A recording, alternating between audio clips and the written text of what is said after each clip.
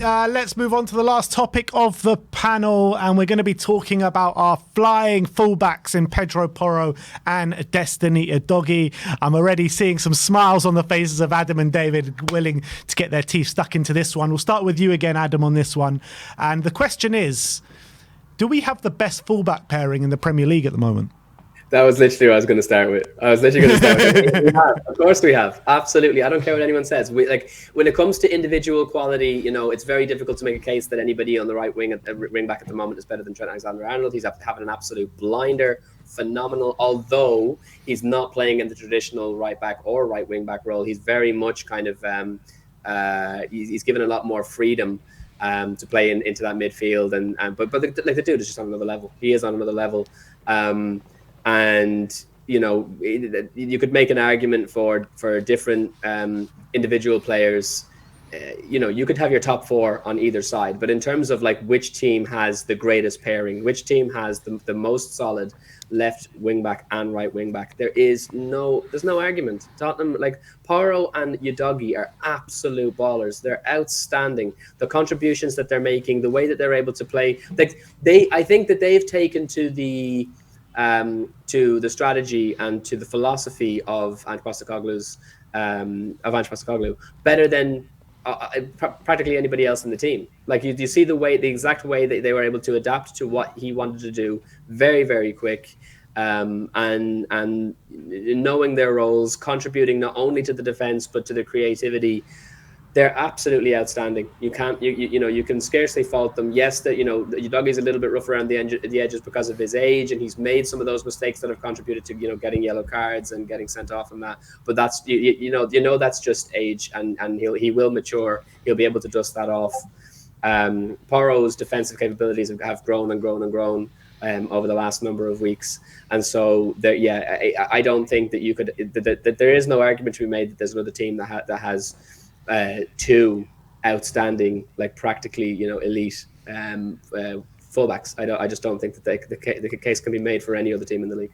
I think that the team that do come close are Liverpool. Obviously, Robertson has been injured for majority of the season, but he is back. Yeah. He's back I think his prospected return date is 1st of January, so we're not too far away from Robertson returning, and he played I think the first 8 games or maybe a bit less of the season. So I think everyone fit. When you're looking at every team, everyone fit. I do think Trent and Robertson are probably the best fullback pairings in the Premier League, but judging on this season's performances and what they've given us to I think you're right. I think we do have the best on-form fullback pairing of the league. I mean, You're looking at Arsenal, Ben White and Zinchenko. I don't think either of them get in our team at fullback. You're looking at Man City. They've just completely abandoned fullbacks with what they're doing with Kyle Walker and Guardiola. And actually, I know like Kyle Walker's probably one of, if not the best right back in Premier League history, but still, for what we need out of a right back, Pedro Porro is much better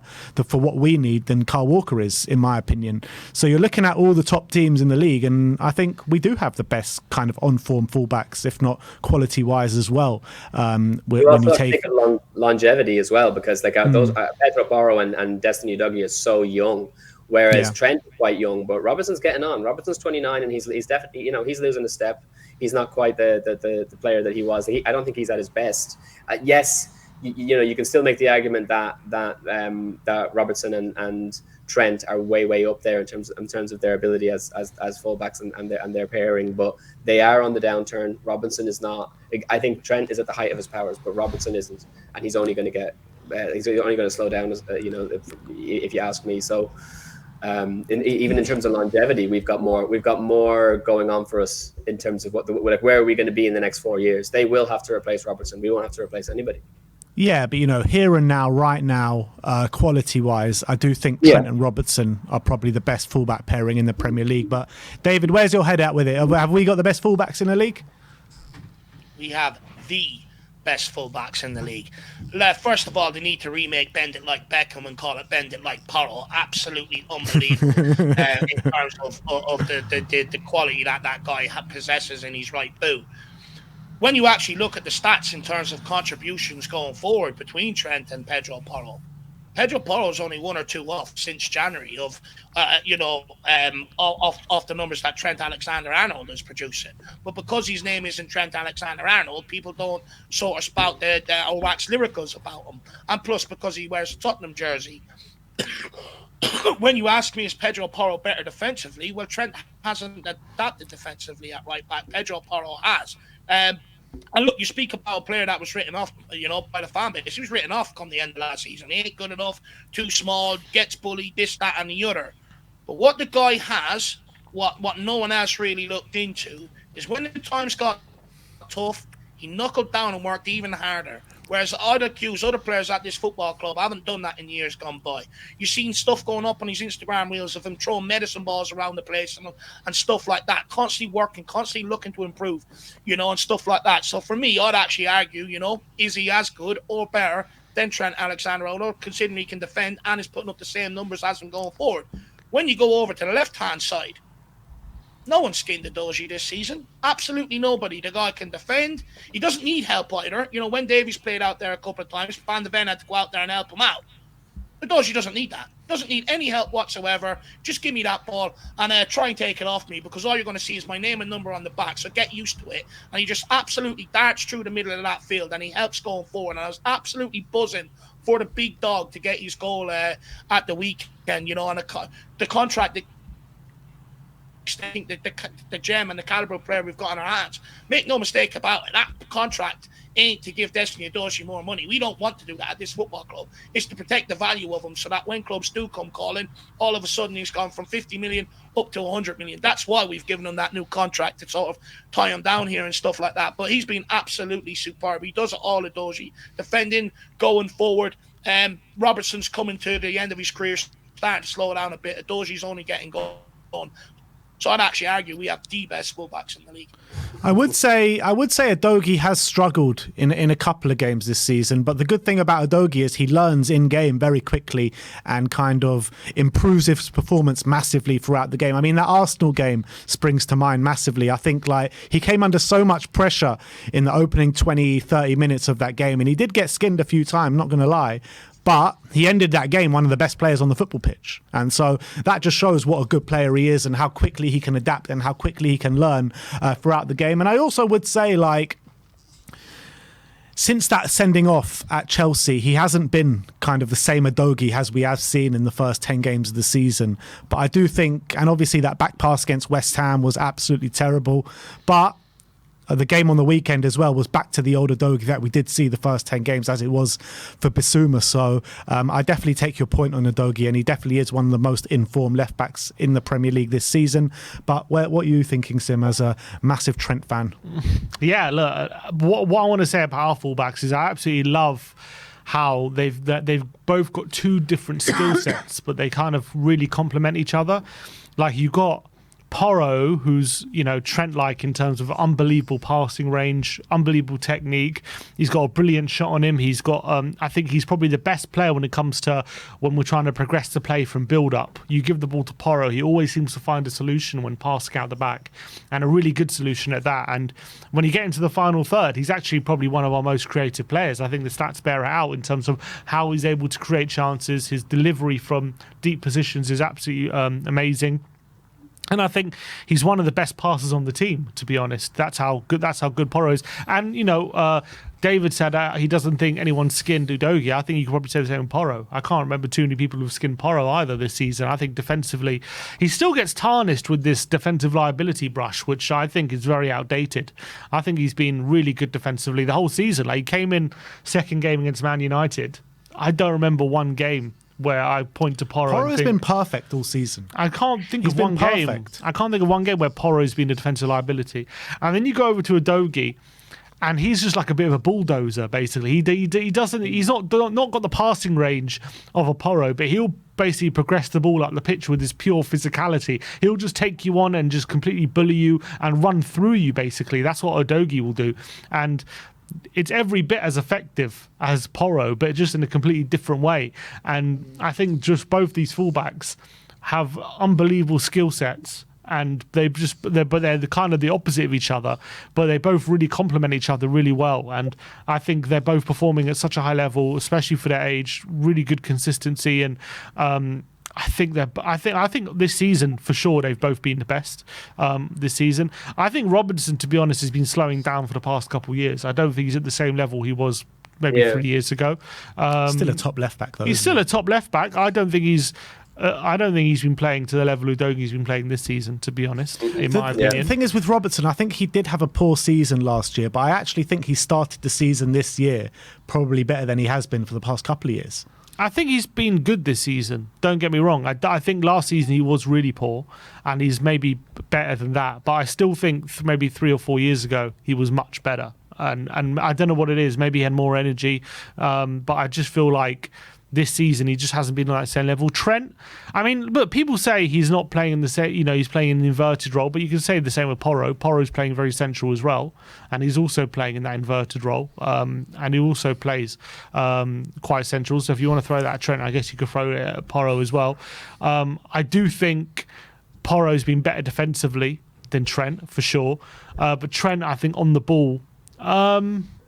You know what? I think Porro is definitely catching up with him with some of his recent performances. I feel like Porro this season, for a lot of the season, has been tightening up defensively. That maybe he hasn't been showing what I know he's got on the ball. But I think recently, I think that's definitely been changing. I think he's been maybe as creative as we know he can be on the ball in recent weeks.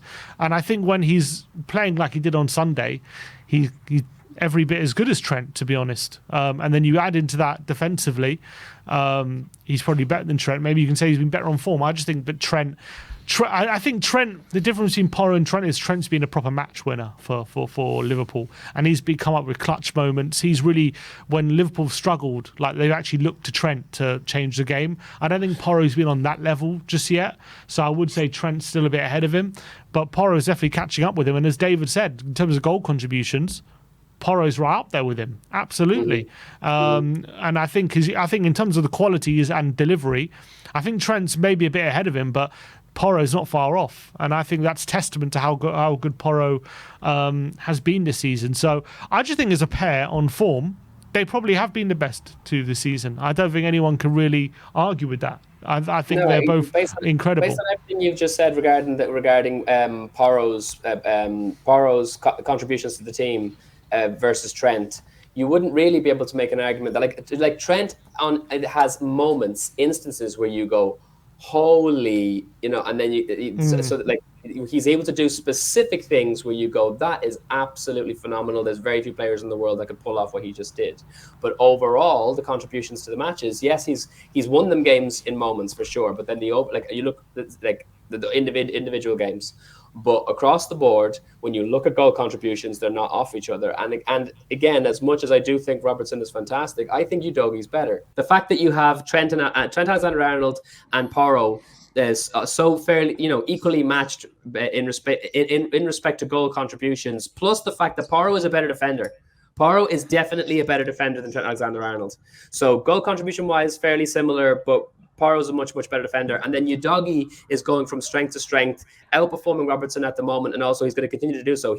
Robertson's on the downturn, Udogie's on the upturn, which means that overall, pound for pound, as a duo, I think you've got to give it to Tottenham, and that's only going to, the chasm is only going to get wider unless they replace Robertson with somebody fairly, outstanding in the coming windows. The chasm is going to get wider and wider in terms of our fullbacks being better than theirs. But if you holding my feet to the fire and saying which is the best right now, I would, even if the category is just at this exact moment in time, you've still got to give it to us, because based on recent performances, based on the fact that again, you cannot be unfair to Robertson when he's not been playing, but he's not been playing. So I think that at this moment in time, we do have the best fullbacks, and going forward, the chasm's going to get wider and wider. We are going to blow them out of sight. Yeah, and one thing as well, teams do seem to target Liverpool down that side where Trent is in terms of when they go forward, and I don't think teams do the same for Porro. Yeah, 100%. He's very strong defensively, way better than people give him credit for. And so, yeah, you're absolutely bang on. And you look at some of the assists Porro's got this season, the Burnley one springs to mind, the one at the weekend against Newcastle springs to mind. I mean, apart from Trent, I can't see any right back in the Premier League trying to pull off those kind of passes. And you're looking at Sim said to me the other day that Pedro Porro is the most underrated player in the Premier League, or close to. I think, did you say the most or one of the most? Yeah, probably one of the most in terms of how casual fans look at him compared to maybe how Spurs fans see him. And I don't think I think opposition fans still see him as that player who made his debut against Leicester and got torn to shreds. I don't think people realise how good he is. And yeah. And I was having an argument with an Arsenal fan last night, a very deluded Arsenal fan at that. I got to give him that. But he was saying to me that there's no chance he would take Pedro Porro over Ben White at right back. And I was like, what the hell are you talking about? Have you not seen Pedro Porro play even one game this season? Ben White ain't even fit to lick his boots or clean his boots. You know what I mean? I mean, how can anyone say that Pedro Porro is not a better right back than Ben White? I mean, first of all, Pedro Porro has a better tan than Ben White, so let's get that straight. Second of all, he's more photogenic than Ben White, so let's get that straight. Look, Arsenal fans, they're just deluded, just absolutely deluded. Ben White's not even a fullback; he's a centre-back, shoehorned out the fullback. Mm-hmm. Can Ben White score goals? Strike a ball the way Porro does? No. Can he pass a ball like Porro does? No. Can he cross a ball like Porro does? No. Can he defend like Porro does? No. Does he have the same sort of attitude and mentality as Porro? Nowhere near it, as he wouldn't have walked out from England in an international competition. So for all them reasons, your Arsenal mate's absolutely deluded. Agreed. And I told him that last night. Don't you worry about that, Dave. But look, I think that does bring an end to the panel. So I'd like to thank Adam. And go on, Adam. You want to say something? Just because I had it on my mind, and I think it's worth saying, just for the fact that we brought it up, in terms of players that are actually underrated. Porro, yes, 100%, I agree he's up there. But in terms of most underrated player, Pape Matar.